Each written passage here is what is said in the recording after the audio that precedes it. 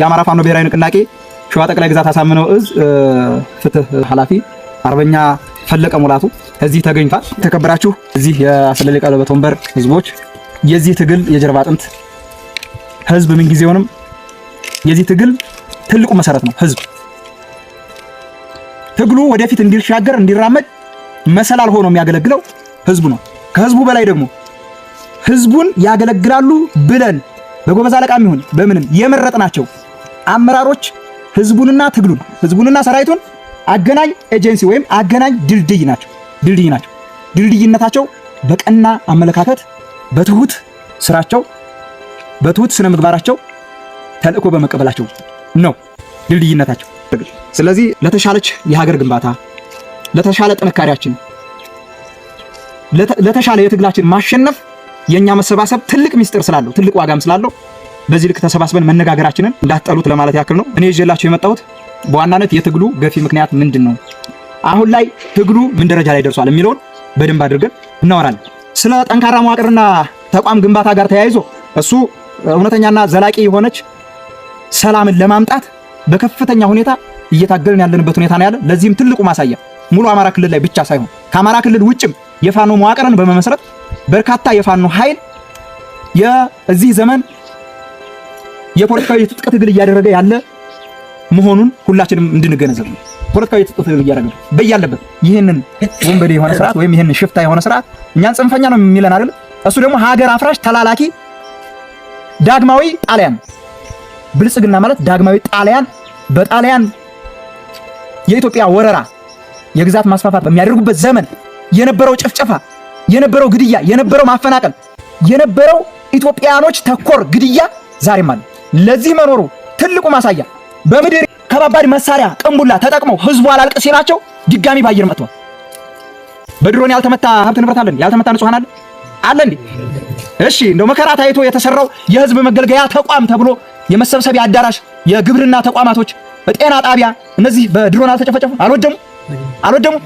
ህዝብ ላቡን ጠብ አድርጎ እንጨት አግዞ ድንጋይ ተሸክሞ ሲሚንቶ ተሸክሞ አርማታ አብክቶ የሰራውን መሰብሰቢያ አዳራሽ አውድሞታል አይደል? ታዲያ ይሄ ብልጽግና አሉት። ብልጽግና እኮ ጥሩ ስም ነበረ ስሙ። ግን ደግሞ ስምና ምግባሩ የተለያየበት አገዛዝ ወንበዴ ስርዓት ነው። ስምና ምግባሩ የተለያየ በፍጹም ማለት ነው የማይገናኝ። ግልጽ ነው አይደል? ከዚህ እንኳን መረዳት ይቻላል።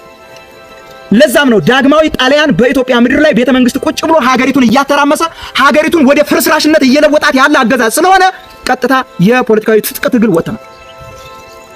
ግልጽ ነው አይደል? ሙሉ አማራ ክልል ቀርቶ ኦሮሚያ ክልል ላይ እንቅስቃሴ እያደረግን ነው። በወለጋ ስንት ኮሎኔሎች ነው ሰሞኑን የደመሰስን? አማራ ፋኖ ብሔራዊ ንቅናቄው ወለጋ ቢዛሞ አንሻ ሳይድ እዝ የአገዛዙን ወይም የዚህን የወንበዴ ስርዓት ጥምር ጦር የሚመሩ ወታደራዊ መኮንኖችን ጭምር ከበርካታ እግረኛ ሰራዊቱ ጋር ደምስሰንበታል። ወታደራዊ መኮንኖችንም ደምስሰናል። የሎጂስቲክና ፋይናንስ ማዕከላቸውን ማርከናል። በጣም በርካታ የነፍስ ወከፍ መሳሪያ ማርከናል።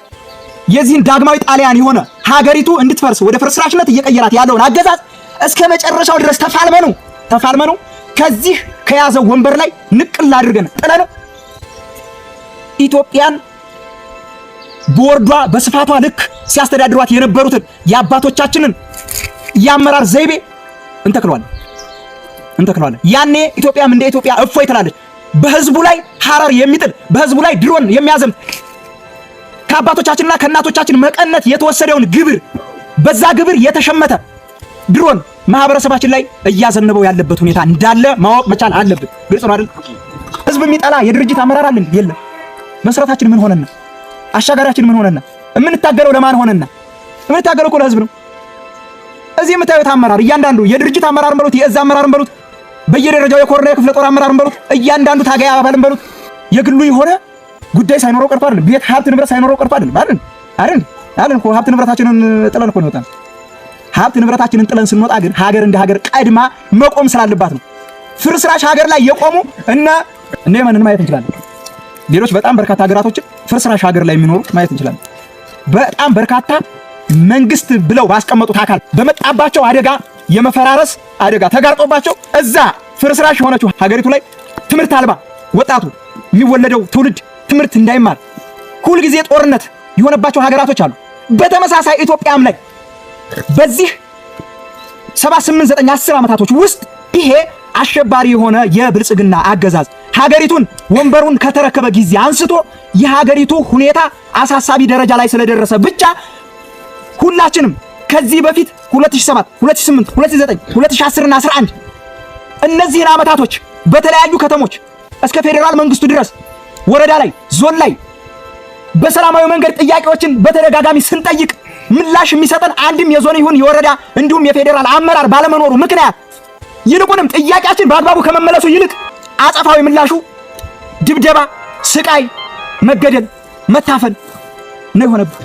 ስለዚህ ይሄ አገዛዝ በሰላማዊ መንገድ የምንጠይቃቸውን ተደጋጋሚ ጥያቄዎች በአግባቡ እንደ ሰው አክብሮ የህልውና አደጋ ተጋርጦብናል፣ በህይወት የመኖርና ያለመኖር አደጋ ላይ የቆምን ሰዎች ነን፣ በህይወት የመኖርና ያለመኖር አደጋ ያንጃበበብን ማህበረሰቦች ነን፣ እባካችሁ አትግደሉን፣ አታፈናቅሉን።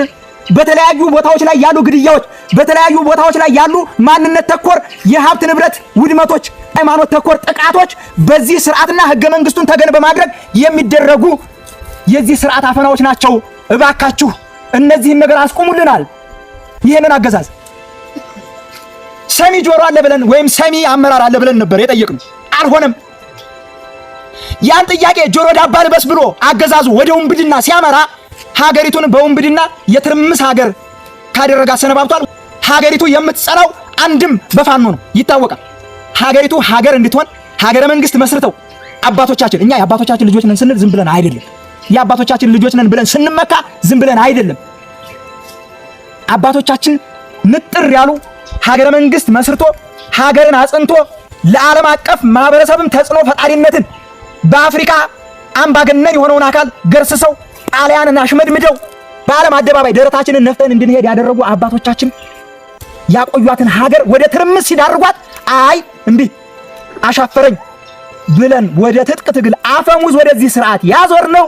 በዋናነት ቤተ መንግስት ላይ ቁጭ ብሎ ሀገር እያፈረሰ በእምነትም ይሁን በማንነት ሁለቱንም እምነቶች በተለይ በዚህ ዘመን በዚህ የወንበዴው ብልጽግና ዘመን የወንበዴው ብልጽግና ያገዛዝ ዘመን ጥቃት የደረሰባቸው በዋናነት የአማራ ህዝብ ሲሆን በቀጣይነት የኢትዮጵያ ኦርቶዶክስ ቤተክርስቲያን ሲቀጥል የኢትዮጵያ እስልምና እምነት ተከታይ መስጊድ የእስልምና እምነት ተከታይ አባቶች ወልዮች የኢትዮጵያ ኦርቶዶክስ ቤተክርስቲያን ላይ እንደምታውቁት ሲኖዶሱን ከፍልፍል በታሪክ ታይቶ የማይታወቅ ሲኖዶሱን ብትንትን አድርገው እንደ ቅርጫ በሬ አድርገው አንድ እሱ ነው። ሌላኛው የአማራ ህዝብ በሄደበት ሀብት ንብረት ባፈራበት ሁሉ የቆመበት መሬት እንዲከዳው የጎሪጥ እንዲታይ እንዲሞት እስካሁን ያልኳችሁ ትልቁ ገፊ ምክንያት። ስለዚህ የአማራ ፋኖ ብሔራዊ ንቅናቄ ትግል አሁን ከፍ ብሏል።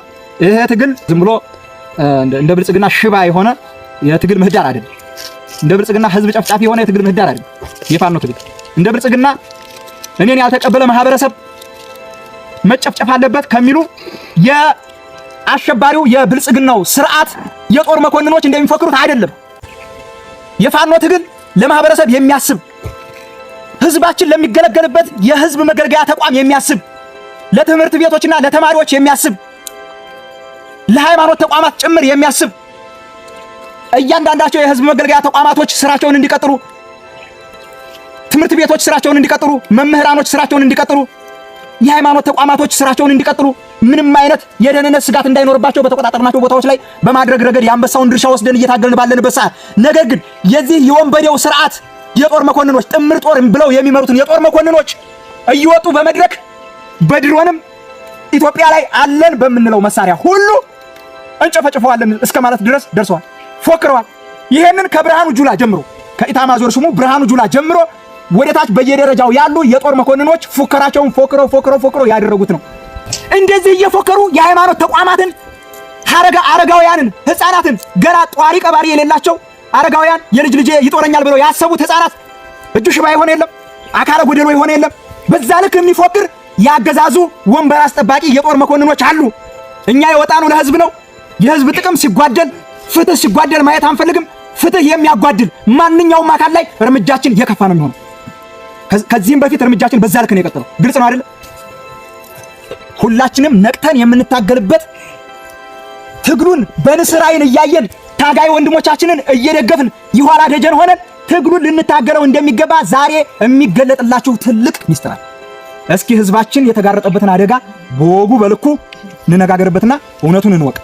እውነቱ የት ነው ያለው? እና ይሄ የፋኖ ትግል ንቅናቄው በኢትዮጵያ ፖለቲካዊና ወታደራዊ ምህዳር ውስጥ ትልቅ ስፍራ ያለው ሆኖ በአፍሪካም ተጽዕኖ ፈጣሪ የሆነ ኃይል ተፈጥሯል። የፋኖ ኃይል በምስራቅ አፍሪካ ላይ አለ ከሚባል ጠንካራ አደረጃጀት ያለው ወጥ መዋቅር ያለው የአማራ ፋኖ ብሔራዊ ንቅናቄ የአማራ ህዝብ ትግል እንድታውቁት ማለት ነው። ጥንትም በአባቶቻችን ዘመን ጠንካራ የሆነ ኃይል ነበረ። እንዴ ሲዘምቱ እንኳን ሲያምርባቸው አመልክም በጉያ ስንቅም በአህያ እያሉ ዘምተው ነው እኮ በጎራዴና ጦር ጠላትን አሽመድምደው ወደ መጣበት የላኩት። ማርከው ቀልበው አስተምረው ደግነትን፣ ፍቅርን፣ መተሳሰብን፣ መሐሪነትን ጭምር ፈሪሃ እግዚአብሔር መኖርን ፈሪሃ አላህ መኖርን ጭምር አስተምረው መልሰው ወደ አገራቸው ልከው እባካችሁ አገራችሁ ሂዱና ስለኛ ደግነት መስክሩ እንጂ እኛ ስለኛ ደግነት ልናወራ አይገባም፣ ስለኛ ደግነት ጠላት ያወራልን ብለው ላኳቸው። ይሄ ነው የፋኖ ባህሪ። የፋኖ ባህሪ ይሄ ግልጽ ነው አይደል? አንተ ማነህ? ፋኖ። አንተ ማነህ? ፋኖ። አንተ ማነህ? ፋኖ። አንተ ማነህ? ፋኖ።